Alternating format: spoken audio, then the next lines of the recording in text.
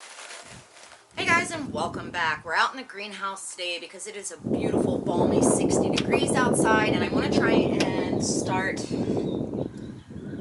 controlling the chaos that I left at the end of last season. Now I have a few ideas for some videos for you guys, but I want your feedback.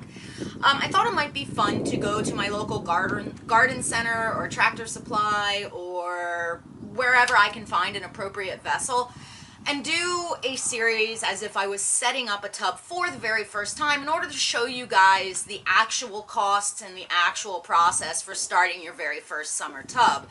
Now obviously I've been doing this for about 12 years now, and I do it in a pretty big scale, so it's very different than what a lot of you would do at home. So give this video a thumbs up and let me know down in the comments if you would like to see me do that sort of situation where I purchase a tub, purchase the supplies, and set it up in a singular fashion just to show you guys what it really takes and what really goes into setting up a single summer tub. Now, out here in the greenhouse, you know, I have these Laguna rectangular bins, and then in my yard, I have the big Rubbermaids. Now, it's too soon to start the stuff in the yard, but for today, I can start to move some of the stuff that is just somehow amassed into the greenhouse, structure my tubs a bit maybe, move this hardscape out into the yard because risk of snow is now finally past, and really just come up with a good plan to pre-game for summer tubbing season. Now, if you're new here, summer tubbing is my favorite part of the year. I spend all spring through fall breeding fish and invertebrates, both in my yard and recently in my greenhouse here. And it's super rewarding, super fun, and I get to play with a lot of really cool marginal plants, lilies, as well as just different species of critter. So let's get started controlling this chaos, and don't forget to let me know down in the comments if you'd like to see that sort of tutorial on how you could set up a singular tub in your own yard, patio, or deck.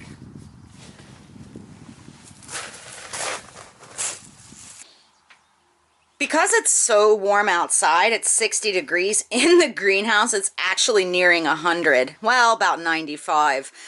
So one of the things that I need to do today is re-engage these hydraulic handles into the panels in the roof of the greenhouse. And what this will do is when it gets really hot in here during the day, they will open in order to vent it out. Again, these are basically hydraulic panel openers. As they heat up, there's an oil in them that pushes a spring that opens the panel. So I'm just going through and engaging the handles. There's a screw that goes into a washer that then manipulates the ram that opens the panels. So I'm just going to go ahead and get them going, and that will help with some of the humidity issues in here that are going to be inevitable as things warm up. I mean, there's still some water in here, there's all the plants, and I don't want it to get moldy or fungusy or just really excessively hot. Now, I do know one of them is broken, so I'm just going to go through and engage this back row for now. It's already dropped almost 20 degrees in here just from opening those two and having the door open. And I can assure you it is pretty warm in here, so I'm going to go ahead and do this one and then try and figure this out. I also need to think about where I'm going to orient my fan this year. Last year it was not ideal, so this year I want to play around and see if I can't make it work a bit better. I still need to install my sink, which I never got around to and I really want to. And you can see through this window here, or through this panel here, that is my water collection system, and I think I want to figure out a way to run it into the greenhouse to be able to have to use to top off my tubs instead of relying on our well. But first, we have all this hardscape. Now, I store this in the greenhouse in the winter because a lot of the stones, especially the dragon stone, if you leave it outside and it freezes, it'll actually fracture into really tiny pieces. Plus, this made it so that I would be able to access it during the winter without having to move it down into the fish room where it takes up too much space. So we grabbed a couple of pallets. Say hello to my chickens, 3 of them anyway. We grabbed a couple of pallets, and I think I'm going to set them up on the back side of the greenhouse in order to just move the hardscape outdoors. Now, because it is so warm in the greenhouse now, I can uncover these pond plants And you can see the vast majority of them have some sort of growth. There's a few that have very little, like this one. But it's possible yet that there could be some life in these pots. So I'm just gonna add some water to these bins in order to be able to hydrate the plants a bit. They've been dry essentially all winter. But it's pretty impressive. Like, this particular pot looked basically dead the other day when we were out here. And now you can see it has some growth, even though it was completely brown and appeared dead. So I'm going to go ahead and hydrate all these plants and sort of see what happens. Actually, what's interesting is as I look in my trash from last year, you can see there's a bunch of pond plants that overwintered and are growing in the trash. So I may even end up dumping this out in the yard, letting the chickens pick through it and seeing what's in here that I might be able to use. I also did an experiment of overwintering my Azolla out here. Now I know these bins did freeze, but based on the growth in this tub, it looks like I'm going to have a good amount of the Azolla to use to seed the other tubs when I'm ready to actually set them up. So that's kind of cool. And there's actually living snails in here too, so that shows me that I might be able to do more than I think in the winter out here. So for now, I'm going to clear up underneath this row, this side of the greenhouse. I'm going to have to move my air system. I have it set up for this side of the greenhouse. If you guys remember correctly, last year I set up tubs up and down this row.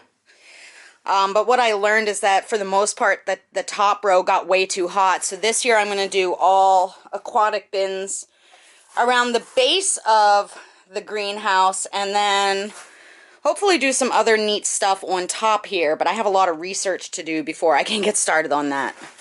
So my husband helped me move all that hardscape from there around to the back of the greenhouse, where because of its positioning, it shouldn't shade too much anything inside, but now it's all really accessible. And actually what's really nice is it's sort of out of the drop zone for a lot of the leaves. I also cleaned up this side of the greenhouse, restacked my wood here. That's manzanita driftwood, and I had some river wood. And my chickens already are getting into this little succulent garden, so I put some of the wood sort of on the top there for now until the plants really come in and I can see what's happening, to try and keep the chickens from scratching at the ice plants and the sedums that are still starting to just come back. You can see this one is back in full force, and a lot of the little sempervivums or hens and chicks have a lot of really great color. The bog garden's looking really good. I went through and removed most of what needed to come off, and I opened up these other carnivorous plants that overwintered out here. And there's tons and tons of new growth on both. I also cleaned up my planters from last year, which I'll redo, and just basically cleared all these leaves and things out of the garden so that I can just start to get a bit more organized here. I have a bunch of peat and sand soaking for carnivorous medium. I want to do a bunch of potting soon. I'm going to cut down that standpipe on the bog garden so it's a little less prominent, and then get to work in here restructuring my airline and setting up my tubs. Again, I just think it's staggering how much growth these plants have already despite having been completely covered. As always, thanks for your continued support. Let me know what you would like to see in the tubs, and if you like that video concept idea, down in the comments. And stay tuned as we continue to get working both out here and down in the fish room. I never actually finished breaking down this tub last year, so this is all snow water essentially because I did drain it. But already there is cyclops in this tub. So that's kind of awesome because that means it'll make it really easy for me to seed all the rest of the tubs even earlier than normal with live food and microorganisms for when I get started on my tubbing season. Now in the next week or so I will get out here as long as it stays mild and clean out a lot of this debris, and as well as all the just winter leaf litter and chaos. Get these tubs filled so they can start maturing. But again, out here in the yard portion of tubbing, I won't be able to move fish out until probably around Mother's Day, mid-May.